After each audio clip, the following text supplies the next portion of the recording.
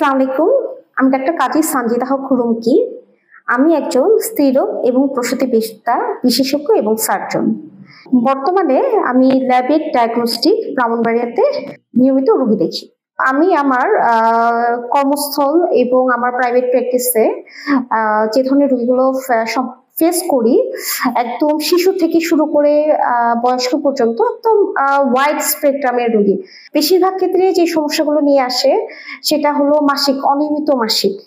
হতে পারে যে মাসিক শুরু হতে দেরি হচ্ছে, অথবা মাসিক শুরু হলো কিন্তু নিয়মিত হচ্ছে না। কারো ক্ষেত্রে এরকম রোগীরাও আসে যে কয়েক মাস পার হয়ে যাচ্ছে, 6 মাস 1 বছর পার হয়ে যাচ্ছে, যে মাসিক হচ্ছে না কেন। এই ধরনের রোগীদেরকে পাই। এছাড়াও বয়সন্ধিকালে আরো যে ধরনের রোগীদেরকে পাই, মাসিকের রাস্তায় যে স্রাব যাওয়া, মাসিকের রাস্তায় চুলকানি, প্রস্রাবে জ্বালা পোড়া।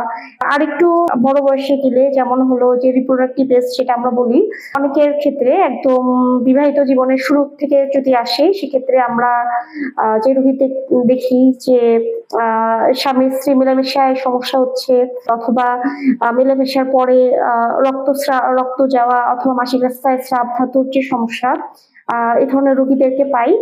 এরপরেও যে সমস্যাগুলো নিয়ে আসে প্রেগনেন্সি রিলেটেড, বাচ্চা হতে সময় নিচ্ছে, হতে সমস্যা হচ্ছে, হাজবেন্ড ওয়াইফ হয়তো চেষ্টা করছে, বাচ্চা হচ্ছে না, অথবা হাজবেন্ড হয়তো দেশের বাহিরে থাকে। এটা আমাদের এই ব্রাহ্মণবাড়িয়াতে খুব কমনলি এই ধরনের রোগী পাওয়া যায়, যে হাজবেন্ড দেশের বাহিরে থাকে, হয়তো 2-3 মাস খুব কম সময়ের জন্যই আসা, এবং এই সময়টাতে প্রেগনেন্সির চেষ্টা করা এবং কয়েক দফা এসে গেছে, বাচ্চা হচ্ছে না।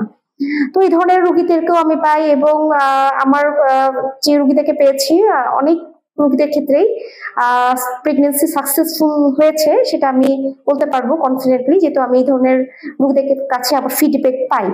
প্রেগনেন্সি হতে যে সমস্যাগুলো হয়, সেক্ষেত্রে একটা কারণ থাকে যে অনিয়মিত মাসিক। সেটার একটা কমন টার্ম আমরা যেটা পাই পিসিওএস এর সমস্যা। সেক্ষেত্রে দেখা যায় মেয়ে বা মহিলা ওনারা একটু স্থূলকায় থাকে, ওজন বেশি থাকে। এছাড়াও দেখা যায় তার পুরুষের মতো লোম থাকে, হ্যাঁ, সেটা ভ্রুতে হোক, তারপরে আপার লিপে হোক, হ্যাঁ, এখানে পুরুষের মতো লোম, দাড়ি, গোঁফ এই ধরনের চুল দিয়ে আসে, এবং তাদের ক্ষেত্রে দেখা যায় যে বাচ্চা নিতে সমস্যা হয়। এছাড়াও আরো কিছু হরমোনাল কারণও থাকে বাচ্চা নিতে সমস্যা হয়, যেমন থাইরয়েডের সমস্যা, থাইরয়েড, হাইপার থাইরয়েড হতে পারে, হাইপোথাইরয়েড হতে পারে। এই ধরনের রোগীদের ক্ষেত্রে ডায়াবেটিস থাকে, হয়তো জানা নাই, একদম ইয়াং এজ, 16, 17, 18 বছর, খুব শুকনা পাতলা, দেখি ডায়াবেটিস মনে হওয়ার কোনো কারণ নাই, অথচ পরীক্ষা করে দেখা গেলো যে তার ডায়াবেটিস আছে। তো এই ধরনের রোগীও আমি পাই, এটাও একটা কারণ থাকে। এছাড়াও হাইপারপ্রোল্যাকটিনিমিয়াও একটা কারণ, যেসব কারণে যে মাসিকটা অনিয়ম হতে পারে বা বাচ্চা হতে সমস্যা হতে পারে। এছাড়া প্রেগনেন্সি যাদের হয়ে গেল একদম গর্ভাবস্থার শুরু থেকে, গর্ভাবস্থায় পুরাটা সময়ে বিভিন্ন রকমের যে সমস্যাগুলো নিয়ে মারা আসেন, সেগুলোর সমাধান আমি দেই। এছাড়াও এখানে দেখা যায় রক্ত শূন্যতা থাকে, তারপর বিভিন্ন রকমের শারীরিক সমস্যা থাকতে পারে, সেক্ষেত্রে ডায়াবেটিস পাওয়া যেতে পারে, ডায়াবেটিস, থাইরয়েডের সমস্যা, এগুলো কমনলি পাওয়া যায়, শ্বাসকষ্ট থাকে, অ্যাজমা পাওয়া যায়। তো এই ধরনের রোগীদেরকেও আমি দেখি। এছাড়া গর্ভাবস্থায় বিভিন্ন রকমের জটিলতা যেগুলো হতে পারে, তারপরে বাচ্চা নড়াচড়া কম থাকা, বাচ্চার পর্যাপ্ত পরিমাণে গ্রোথ না হওয়া, যেটা হলো অপুষ্টির বাচ্চা আমরা বলি, আইওজিআর বলি, অথবা অনেক বেশি গ্রোথ। যেহেতু এক্ষেত্রে সুবিধা হয় যে আমি ডিএমইউ কোর্স করে এসেছি, যার কারণে আমার রোগীদের আলট্রা আমি নিজে করি। আমার রোগীর ফলো আপ এবং রোগ নির্ণয়ের ক্ষেত্রে আমি যেহেতু আমার রোগীদের আলট্রা আমি নিজে করি, সেক্ষেত্রে আমার জন্য রোগ ডায়াগনোস করা এবং সেই অনুযায়ী চিকিৎসা দেওয়া এবং সেই অনুযায়ী ফলো আপে তার আপডেটটা বুঝতে পারা যে কতটুকু উন্নতি হচ্ছে না হচ্ছে, সেটা আমার জন্য ধরাটা সুবিধা হয় সেক্ষেত্রে। আর আমার রোগীরাও খুব স্যাটিসফাই থাকে যে আমি যখন আলট্রা করি, তাদেরকে আমি রোগীর সাথে, রোগীর ফ্যামিলির মানুষ যারা, তাদেরকে আমি সাথে নেই আলট্রা করার সময়, এবং তাদেরকে আমি দেখাই যে দেখেন এখন আপনার পেশেন্টের আলট্রাতে এই সমস্যা দেখা যাচ্ছে, বা এখন এই অবস্থা।